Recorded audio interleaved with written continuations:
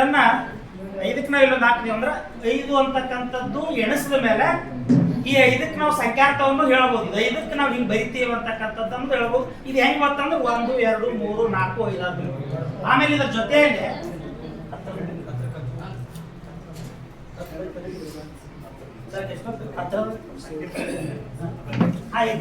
ಇದೊಂದು ತಡೆ 1 2 3 4 5 10 ಅದಲ್ರಿ. ನಾವು ಇದೊಂದು 10 ಇಲ್ಲಿ 10 ಬರೆದ್ರೆ 10 ಗುಂಪುಗಳನ್ನು ನಾವು ಮಾಡ್ಕೋತ ಕೂಡ ಮಕ್ಕಳಿಗೆ ತಿಳಿಸಬಹುದು. ಅಂದ್ರೆ ಸ್ಥಾನ ಮೇಲೆ 10 20 ಸರ್ ಒಮ್ಮೆ ಮಾತಾಡೋದು.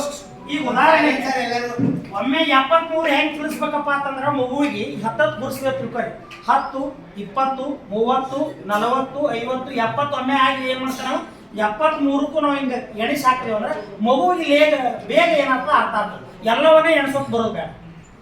ಈ ರೀತಿ ಇದನ್ನು ಬಳಸ್ಕೊಂಡು ನಾವೇನ್ ಮಾಡ್ಬೋದು, ವಸ್ತುಗಳನ್ನ ಎಣಿಸ್ತಕ್ಕಂಥದ್ದು ಇದು ಒಂದು ಚಟುವಟಿಕೆ. ಇದಕ್ಕಿಂತ ಬೇರೆ ಬೇರೆ ಅಲ್ಲಿ ನಮ್ಮ ಕೈಪಿಡಿಯಲ್ಲಿ ಬೇರೆ ಬೇರೆ ಕೊಟ್ಟಾರ.